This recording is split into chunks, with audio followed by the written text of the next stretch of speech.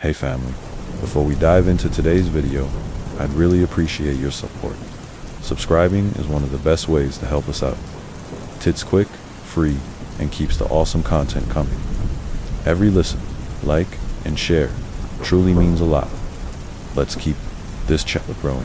Thank you so much. My ex-wife had an affairless year. My ex-wife had an affair and decided to leave me, oddly enough. I felt a sense of relief when it happened.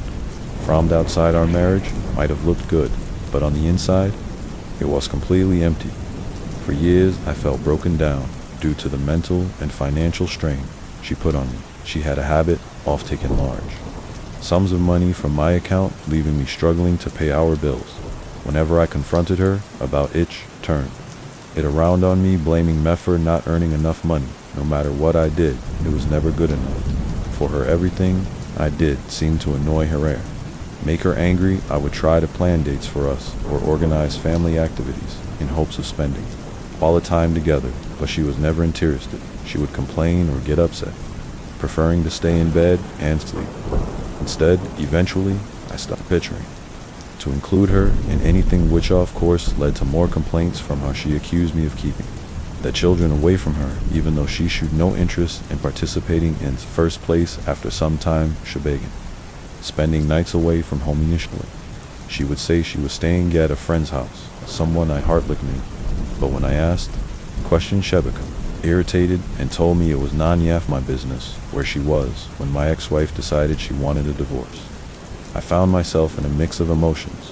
On one hand, I was really worried about what my life would look like after the divorcing. The other hand, I couldn't help but feel relieved that there was an end in sight to our unhappy marriage.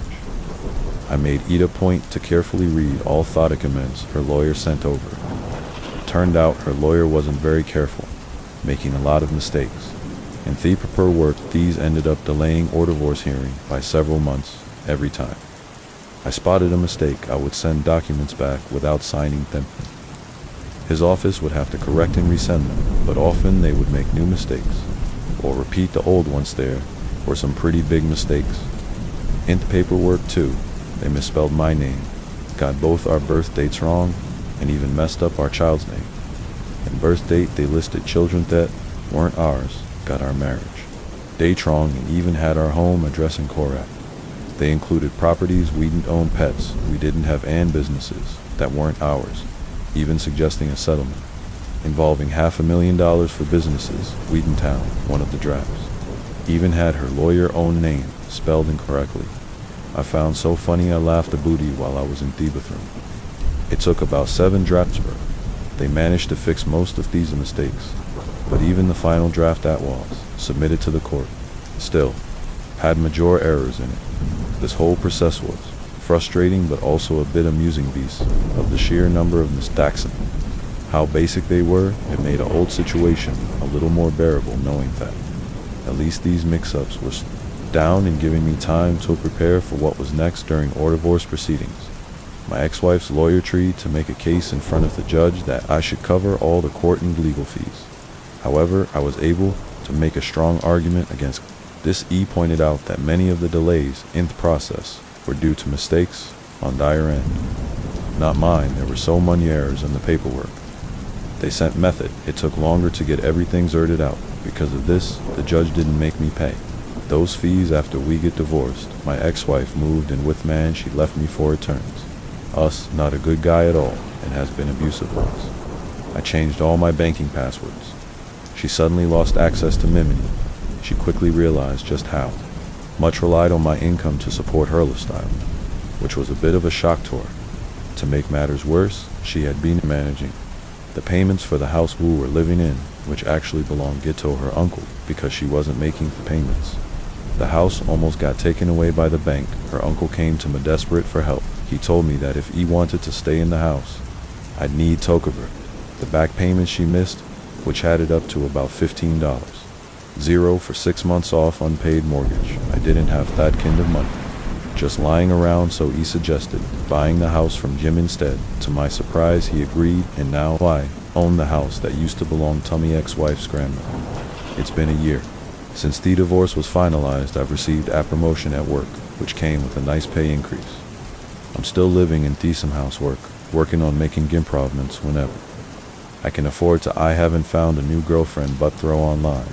Dating, I've been meeting new people and enjoying my single life. Looking back, it's almost funny how Mike's wife left a stable situation for some Moyum, who turned out to be far from what she expected, and her actions nearly caused her uncle to lose his property. In a way, her decision to divorce me ended up being a huge favor to me. Even if it didn't seem like it at the time, she might try to come back to you when she realizes the grass isn't greener on the other side. But remember, don't let her tears sway you, and make sure you never take her back now for my update. November 3, RD is coming up, marking 1 year since Ami divorce was finalized in this past year.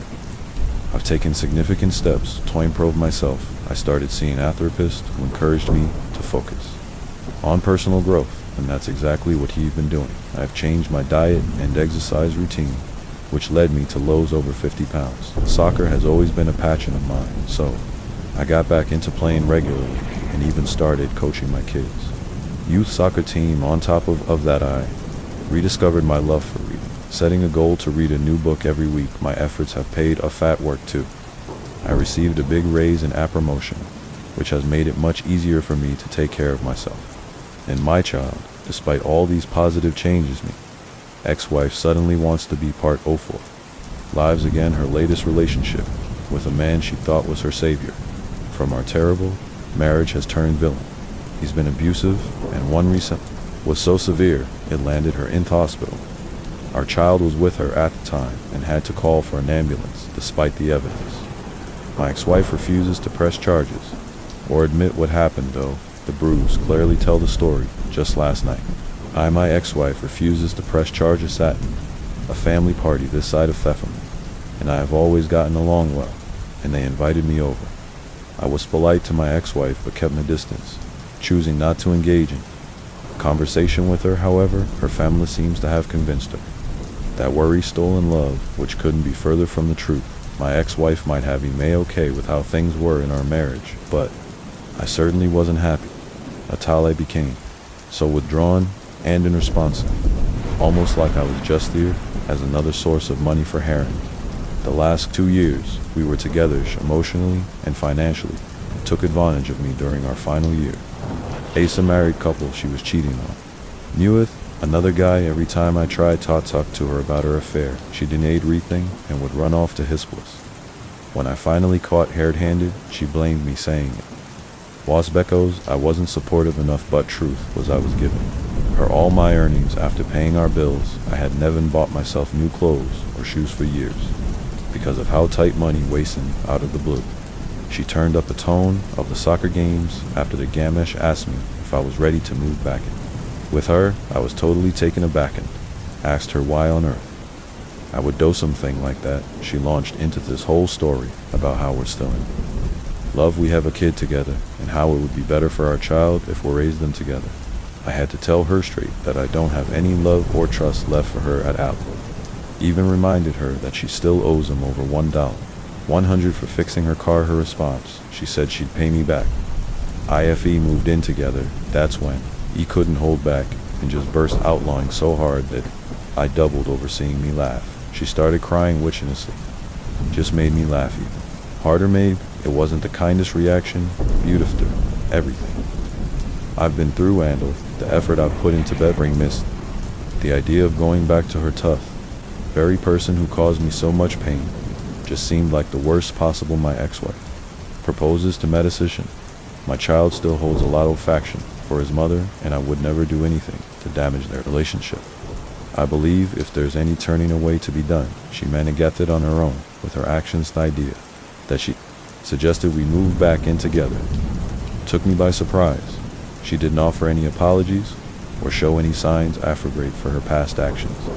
Instead, Shagas boldly proposed we start living together again, acting as if she's bringing something valuable to the table. This kind of thinking on her part is pretty out there. And then there's our child, who had to go through the distressing experience of seeing his moment a harmful situation. That's something that could really affect him deeply. It's important to try and secure for custody to protect him from being in such a harmful environment. Again, I've met someone really special moving On to my latest news. I've met someone really special. I understand that healing from all these events will take time for everyone involved, but I'm hopeful that we can all find our own versions of happiness. Whatever decisions make about our relationships, this past year has been a roller coaster for me. I celebrated the first anniversary of my divorce on November 3rd. Since then, I've been focusing on self-improvement. Through therapy and I've been dating. I've met some fantastic women, and admittedly a few that weren't a great match for me Jews.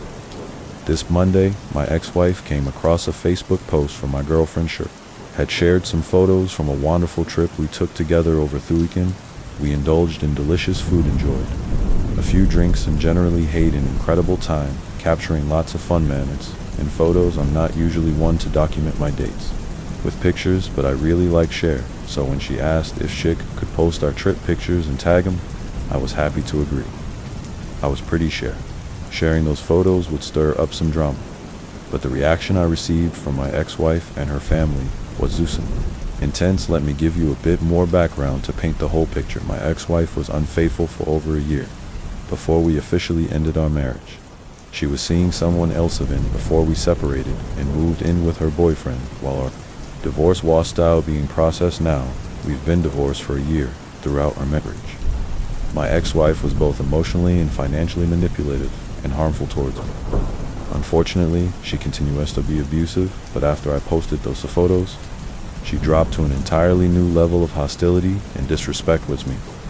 On Monday, she twisted destiny to make it look like I was the one who had been unfaithful. She complained about how shameful it was for me to humiliate her by sharing pictures.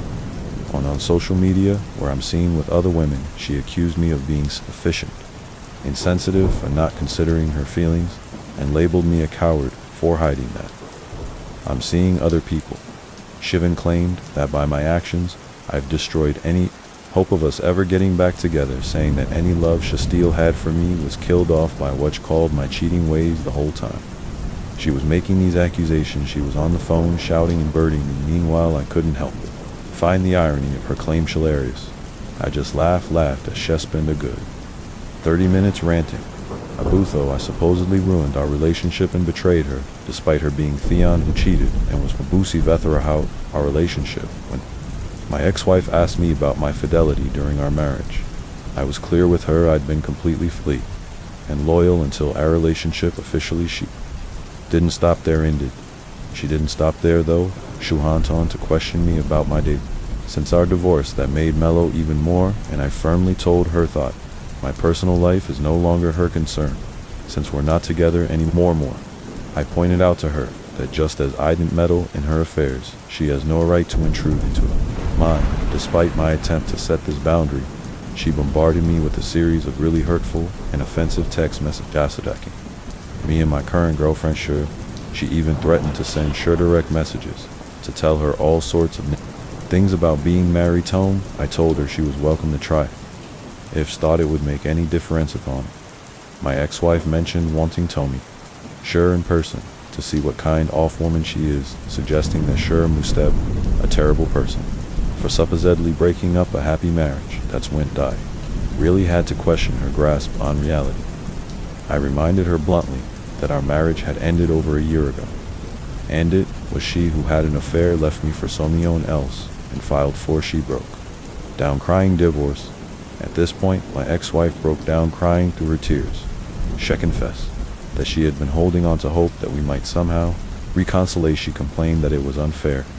I had moved on and found someone else to spend time with, insisting that I should be focusing on doing things with her and or child as if we were still a family.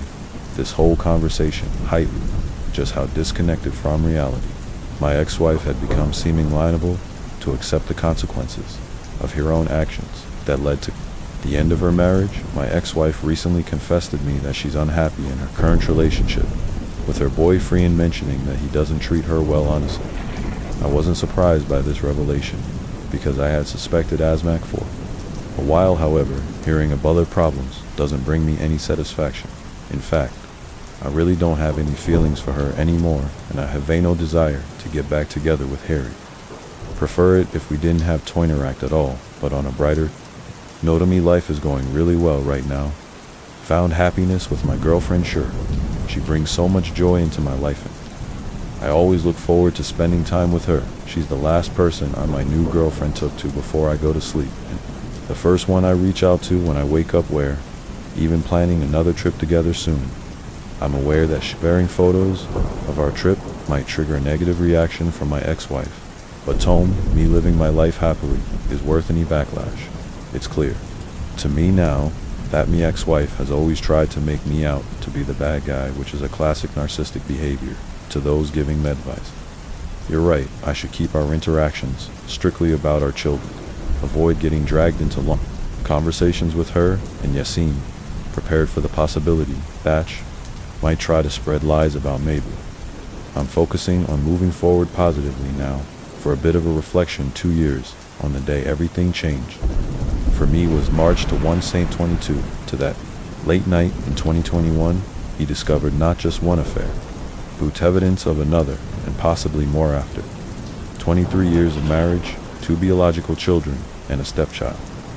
It spent a year trying to mend a relationship, but her ongoing issues with mental health, PTSD, substance abuse, and secretive behavior like finding a second phone she was using, made it impossible to continue trying.